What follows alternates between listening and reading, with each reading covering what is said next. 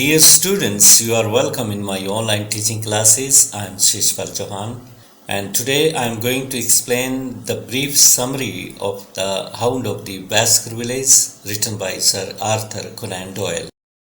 The brief summary of the chapter 2 and the title of the chapter 2 is The Curse of Baskervilles. प्यारे विद्यार्थियों, मैं शीशपाल चौहान आज आप सबके लिए the hound of the Baskerville का चैप्टर 2 लेके आया हूँ, जिसका टाइटल है the curse of Baskervilles. Let's go ahead. Baskerville had been under the effect of the curse since the time when Hugo Baskerville Sr. had done a heinous deed. He was a cruel and wicked type of person. Once he got obsessed with the idea of possessing the daughter of a farmer living there at some distance. Baskerville एक सांप के effect में था, प्रभाव में था, जब से ह्यूगो बास्करविले जो सीनियर बास्करविले थे, उन्होंने एक घृणित अपराध किया था, एक घृणित कार्य किया था. और ह्यूगो बास्करविले सीनियर एक क्रूअल और निर्दयी व्यक्ति थे, बहुत बुरे व्यक्ति थे. Once he got obsessed with the idea of possessing the daughter of a farmer living there at some distance. कुछ दूरी पे एक किसान रहता था और उस किसान की बेटी को पोजेस करने का विचार सीनियर बास्करविले के दिमाग में आ गया. She avoided him as she already knew about the bad reputation of Hugo Baskerville the senior. One day he kidnapped the girl and made her captive in an upper chamber while he along with his wicked and idle friends started singing, shouting and enjoying wine as usual. और किसान की बेटी ह्यूगो Baskerville the senior की reputation जानती थी कि किस तरह का व्यक्ति है वो. एक दिन ह्यूगो बास्करविले ने उस लड़की को अगवा कर लिया, किडनैप कर लिया और अपने घर की ऊपर वाली मंजिल में उसे कैप्टिव बना लिया, उसे बंदी बना लिया, जबकि वह खुद आवारा मित्रों के साथ शोर शराबा करता रहा, गीत गाता रहा, शोर शराबा करता रहा, जैसे वो अक्सर शराब के नशे में ऐसा करता था.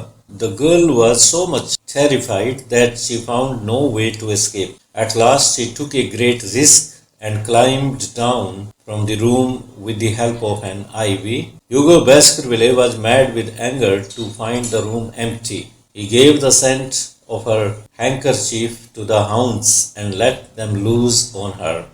He also chased her on his black mare. लड़की इतनी डर गई थी कि उसको भागने का, वहां से बच के निकलने का कोई रास्ता नजर नहीं आया. अंततः उसने एक बहुत बड़ा रिस्क लिया और एक बेल जो उसके कमरे तक ऊपर आती थी, उसके सहारे से वो नीचे उतर गई और वहां से बच निकली. जब ह्यूगो बास्करविले कमरे में आया तो उसने कमरे को खाली पाया और खाली कमरे को देख के वो पागल सा हो गया और उसने रिवेंज में उस लड़की से बदला लेने की ठान ली. तो उसने रुमाल लिया. He gave the scent of her handkerchief और जल्दबाजी में वह लड़की अपना रुमाल उसी कमरे में छोड़ गई थी, तो उसने उस रुमाल को अपने हाउंड्स को, शिकारी कुत्तों को सुंघा दिया और उनको उसके पीछे छोड़ दिया. खुद भी वह अपनी काले रंग की घोड़ी पे बैठ के उस लड़की का पीछा करने लगा. His 13 friends also followed, who later found the dead bodies of the girl and Hugo. They also found the most frightening and blood-curdling thing there. They saw that a hound-like black beast tore Hugo's throat. Since then, the black hound-like beast became a nightmare for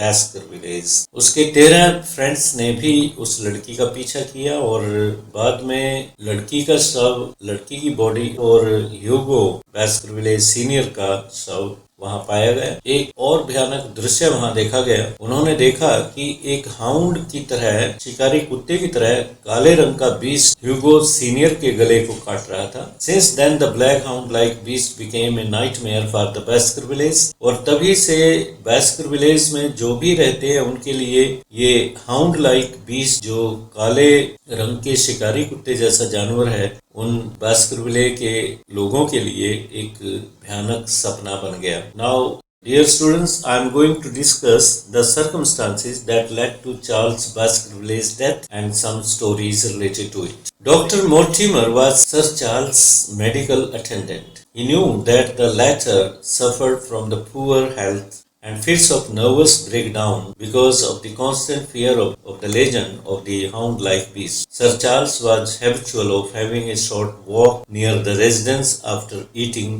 his dinner. Dr. Mortimer sir Charles का medical attendant था। उसे पता था कि sir Charles का स्वास्थ्य बड़ा कमजोर था और उन्हें नर्वस ब्रेकडाउन भी होती थी, क्योंकि उन्हें हमेशा उस हाउंड लाइक बीस्ट के बारे में जो कहानियां प्रचलित थी उस इलाके में, उसका भय सताता रहता था। इसलिए सर चार्ल्स का स्वास्थ्य बहुत खराब था और उसे नर्वस ब्रेकडाउन की फिट्स भी पड़ती थी। डिनर करने के पश्चात सर चार्ल्स को रेजिडेंस के बाहर एक शॉर्ट वॉक करने की भी आदत थी। One day, before he was to leave for London, he had come out of the main gate to have a stroll. It was a horrible and last night for Sir Charles. His dead body was found by his servant at some distance from the gate. This was published in a newspaper.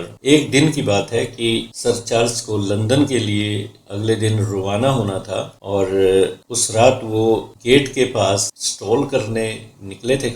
खाने के पश्चात वो cigar पीते थे और टहलते थे और वह रात उनके लिए आखिरी भी थी और भयानक भी थी। और अगले दिन सर चार्ल्स की डेड बॉडी गेट से थोड़ी दूरी पर पाई गई। और अगले दिन क्या होता है कि सर्वेंट बाहर निकल के देखता है कि वहाँ गेट से थोड़ी दूरी पे सर चार्ल्स की डेड बॉडी पड़ी हुई है और ये घटना न्यूज़पेपर में पब्लिश हुई। As there was no mark of injury on his body, it was concluded that he had died of heart failure. But Dr. Mortimer had noticed something strange at some distance from the dead body of Sir Charles. He had seen the footmarks of a hound-like beast. जैसा कि sir Charles के शरीर पे कोई जख्म के निशान नहीं थे, तो ये कंक्लूजन निकाला गया कि सर चार्ल्स की डेथ हार्ट फेलियर की वजह से हुई है, दिल का दौरा पड़ने की वजह से हुई है। परंतु डॉक्टर मोर्टिमर ने कुछ अजीब देखा था। Mortimer had notice something strange at some distance from the dead body of sir Charles. Doctor Mortimer ने सर चार्ल्स की डेड बॉडी से थोड़ी दूरी पे कुछ अजीब देखा था। उसने हाउंड लाइक बीस्ट, एक शिकारी कुत्ते जैसे जानवर के पंजों के निशान देखे थे। There was a different story made about the footmarks of the beast. Barrymore remarks that footmarks had changed character near the Moorgate. It seemed that Charles had walked on his toes. Another story reveals that a drunken gypsy had heard the cries of Sir Charles. और इस कहानी के साथ आसपास के इलाके में कुछ कहानियां भी सुनने को मिली। There was a different story made about the footmarks of the beast. इस जंगली जानवर के पद चिन्हों के बारे में कुछ अलग कहानियां भी सुनने को मिली। बैरीमोर एक फार्मर है, वो कहता है कि सर चार्ल्स के फुटप्रिंट्स अक्सर कैरेक्टर बदलते हैं नियर द मूरगेट। ऐसा लगता है कि सर चार्ल्स अपने पंजों के बल चला हो। और दूसरी कहानी ये कहती है कि एक ड्रंकन जिप्सी ने, एक नशे में धुत जिप्सी ने सर चार्ल्स की चीखों को भी सुना था। Now I am going to discuss the fact hidden or not revealed to police by Dr. Mortimer. जो तथ्य डॉक्टर मोर्टिमर ने पुलिस को नहीं बताए, उनको मैं डिस्कस करने जा रहा हूँ। Let me proceed. There were several facts that were not revealed to the police by Dr. Mortimer. Doctor Mortimer ने पुलिस को नहीं बताए, उनको मैं डिस्कस करने जा रहा हूँ। Let me proceed. There were several facts that were not revealed to the police by Dr. Mortimer. He reveals all these details to Sherlock Holmes. He tells him that Sir Charles usually had the company of Mr. Frankland and Mr. Stapleton, the only educated person in that area. कुछ ऐसे तथ्य हैं जो doctor Mortimer ने police को नहीं बताए और इन तथ्यों को डॉक्टर मोर्टिमर ने शर्लक होम्स को जरूर बताए हैं और कहा है कि सर चार्ल्स अक्सर मिस्टर फ्रैंकलैंड और मिस्टर स्टैम्पल्टन के साथ रहते थे और ये दोनों व्यक्ति एजुकेटेड व्यक्ति थे उस इलाके के। इनके अलावा और कोई इतना पढ़ा लिखा नहीं था। Doctor Mortimer also explains to Sherlock Holmes as to how Sir Charles was obsessed with the fear of the legendary hound. It always kept haunting his mind and as a result of it, he suffered from frequent nervous breakdown. Doctor Mortimer Sherlock Holmes को ये भी बताते हैं कि किस तरह से sir Charles एक लेजेंडरी हाउंड के भय से पीड़ित था। वह भय उनके दिमाग को हमेशा हॉन्ट करता रहता था, उनके दिमाग में मंडराता रहता था, जिसकी वजह से उन्हें नर्वस ब्रेकडाउन होते रहते थे। Doctor Mortimer had consulted Stapleton and decided to suggest sir Charles to go to London so that he might feel relaxed from the stress and depression caused by the fear of the hound. Doctor Mortimer ने mister Stapleton को consult किया, उसकी सलाह ली और ये निर्णय किया गया कि सर चार्ल्स को सुझाव दिया जाए कि वो रिलैक्स होने के लिए और अपना दिमागी तनाव दूर करने के लिए कुछ दिनों के लिए लंदन चले जाएं। Dr. Mortimer also reveals another thing to Sherlock Holmes, that it was only 3 weeks before his death that Charles had given him the secret manuscript. He also adds that he had seen the footprints of a gigantic animal a little distance away from Sir Charles' dead body. Doctor Mortimer ने ये भी Sherlock Holmes को बताया कि sir Charles की मृत्यु के 3 सप्ताह पहले सर चार्ल्स ने उन्हें एक मैन्युस्क्रिप्ट दी थी, एक गुप्त लिखा हुआ। Sir Charles gives the manuscript to Dr. Mortimer just 3 weeks before he died. The text of the novel shows that he was under the constant fear of the hound. 3 weeks ago, Sir Charles saw a gigantic animal going when he was standing at the gate of his mansion. Sir Charles ने doctor Mortimer को अपनी मृत्यु के 3 सप्ताह पहले एक लिखित paper दिया था और नॉवल की टेक्स्ट भी ये प्रकट करती है कि सर चार्ल्स हाउंड से डरते थे और 3 सप्ताह पहले सर चार्ल्स ने उस जाइगेंटिक एनिमल को, उस विशालकाय हाउंड को, शिकारी कुत्ते को देखा भी था जब वो अपने मैंशन के गेट के सामने खड़े थे। He froze in fear to see the dreadful beast. It had a very deep effect on Sir Charles' mind. So Dr. Mortimer had to stay with him that evening, and it was the time when Sir Charles thought it was wise to hand over that manuscript to Dr. Mortimer. He froze in fear to see the dreadful beast. वो उस भयानक जानवर को देख के जम से गए थे, डर गए थे, बुरी तरह से डर गए थे और इसका सर चार्ल्स के दिमाग पे बहुत गहरा कुप्रभाव पड़ा था। इसलिए डॉक्टर मोर्टिमर को उस शाम सर चार्ल्स के साथ ही रहना पड़ा था और तभी सर चार्ल्स ने ये उचित समझा था कि वह लिखित पेपर डॉक्टर मोर्टिमर को दे दें। Since that day, the manuscript was under the safe custody of Dr. Mortimer.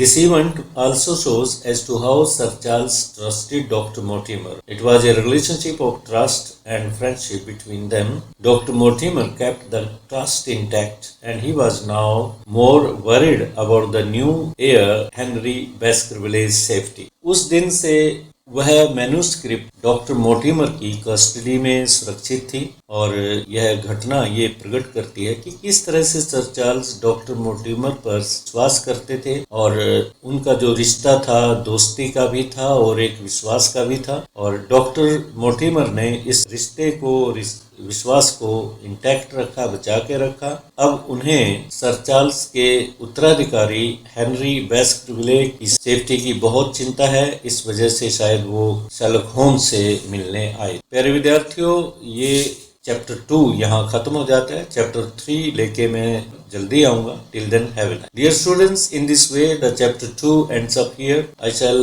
come very soon with the video 3 of the chapter 3 of this novel. Till then, enjoy yourself. Thank you.